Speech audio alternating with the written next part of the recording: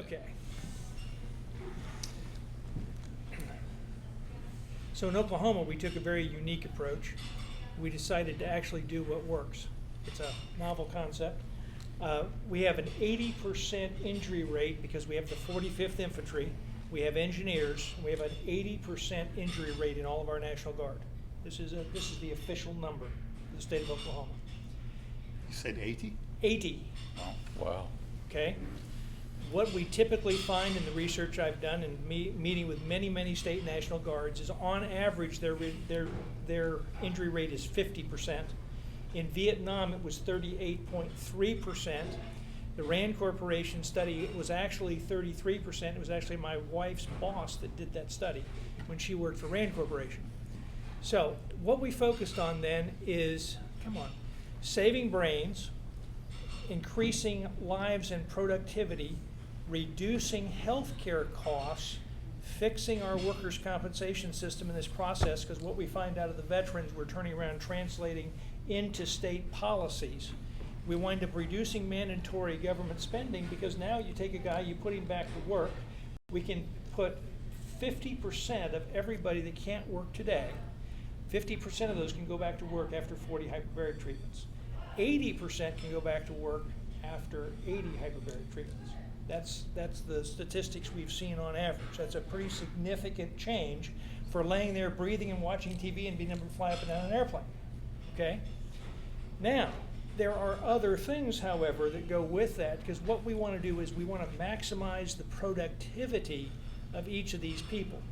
So General Robert Frederick, who started the first Special Forces Unit, was also the commander of the 45th Infantry, had the improbable can be done immediately and the impossible takes a little planning. This is a little planning today. So we actually put together the Patriot Clinics. We did 11,000 hyperbaric treatments for free at no charge to any patient. 11,000 hyperbaric treatments in the last 24 months. Okay, that is more than any place outside of Europe or Israel. Israel has a new $10 million facility that they're treating people right now. So we have $500,000 worth of hyperbaric equipment. We treated 600 patients. 400 of those 600 were actually able to carry through with therapy, which is exactly where the light therapy comes in, some of these other therapies, because some people can't do hyperbarics because they can't be confined. It's too much like being in your striker. It's too much like being somewhere else. And so it's important that we be able to do that. We also integrated chiropractic because, hey, when you get thrown 100 feet, you suppose all your bones are in the right place?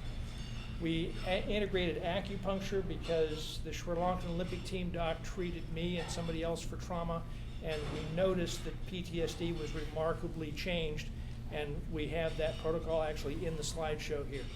We are about to open down in Lawton. We're reopening in Oklahoma City. We're about to open down in Lawton at Fort Sill, where 100% of everybody being medically boarded out of the service is going to be sent to us. And the whole mental health folks are going to be sent to us because we work directly with the vet center in Oklahoma City. They would get a new patient in the door, and that afternoon they were treated in our chamber. They had their first treatment. We had a very direct pipeline to all these combat vets. We treated over 70 of them. It was really hilarious when he calls me up the first time and says, "Can I send you a patient? This guy did so well." I said, "Send them all." He says, "No, you don't understand. I have 70 of them." And I'm going, "Yeah, send them. Look, I got chambers. I will put them in there and we will treat them." We had a capacity of 62 treatments a day. The chamber down there is going to Lawton. It will treat 80 a day. And I have the capacity to do that. One of the things is the government has hidden these numbers. We actually have over 848,000 injured combat vets. That's how many there really are.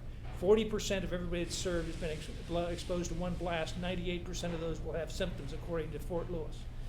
So military medicine is confused because when they give somebody a PTSD diagnosis, they say that's emotional. No, it's not. You have 3 mild traumatic brain injury symptoms in the PTSD diagnosis because back in 1976, we didn't know a darn thing about mild TBI. So they put the symptoms in the list. So by definition, and then they said that's an emotional problem, you can't sleep. No. First treatment, their photophobia tends to go away with hyperbarics. By the 5th treatment, their headaches are under control. And by the 10th treatment, they can sleep through the night. Right, Major? Sounds about right. That sounds about right. That is our consistent experience, and nobody can say they've done more treatments than me because they haven't. Okay? What's the average number of treatments? I did 11,000 treatments. That's the average per vet, 40 or 80. The ones that completed 40 to 80? almost everybody did at least 10, and some of them would quit because they felt so much better. It can't get better than this. My symptoms are gone. No, please keep going because we want to get you all the way there. But we treated 400 that did 10 treatments or more. And we had a lot of them that completed 80 treatments, and we saw consistently these kinds of changes. So with the government revenue deal, how it long costs each $60,000 for every injured vet who is not working. That's what they cost the economy. It's not a government number they're paying, it's what we're paying economically. We actually, everyone we put back to work, we actually make $20,800 for the government, okay? This is our population in Oklahoma. You can see we got a whole bunch of them. These are our official numbers. Okay, so there's a great myth, 4 minutes. There's a great myth that there is no treatment for brain injury. This, gentlemen, is what all of you have been experiencing, ladies and gentlemen. All of you are experiencing this myth. It is a myth. It is not true.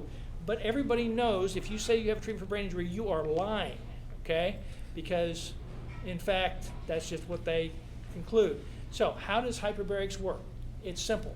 Oxygen is used in 5,769 cellular processes. Hyperbaric oxygen activates 8,101 genes. So we stop swelling. We restart stunned cellular metabolism at the mitochondrial level. We activate stem cells 8 times normal to repair the neural pathways. And therefore, wounds that do not heal previously do heal once you hit them with oxygen. Placebos have to have the potential of being inert, and oxygen can never be inert in 5,769 cellular processes. We're actually filling the fluids of the body with oxygen, okay? This is the revenue coming to the government, and what we found was if they'll complete the 80 treatments, they go from a $29,000 a year income to the $40,000 a year income on average. So it really makes a difference. This is a Iraqi war vet, 6 IEDs, 1 RPG, hit 2 tours in Iraq. He was a Marine machine gunner on one of those automatic grenade launchers. And he had a 50% increase in brain metabolism. Well, guess what? We just found out that if you have a mild traumatic brain injury, you have a 50% loss of brain metabolism. So you can imagine my excitement when I saw a 50% increase. It's exactly the opposite of the 50% loss we already knew we had, right? I did fund the Decade of the Brain. It was cool. I am the guy that got diabetic foot wound approved by Medicare so we could stop chopping off people's feet. I made Medicare do that, and I wasn't nice the 4th visit. This is the ANAM test, the Automated Neuropsych Assessment Metric, developed at some place called Oklahoma University in Norman. First bar there is before they were blown up. The second bar is after. Third bar is 40 treatments. Fourth bar is 80. So it does make a difference for them to complete their program.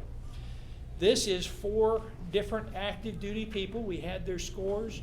We actually saved the government $11.2 million in replacement costs because they didn't have to train 4 new people to go do that mission, okay? It was a total of $19.2 million for $96,000 worth of hyperbaric treatment, which they did not pay for until I passed the TBI Treatment Act in Congress. This is the neuropsych test with CNS vital signs. Executive function, you can see, has a 2/3 improvement. This is all your pain across the scale on PHQ 15. And you can see that this is, again, because we do these as a routine basis. What happens is by increasing the volume in a typical hyperbaric center, they will do 3 treatments in my 30. So I have decreased my cost per treatment down to $56 from $218, okay?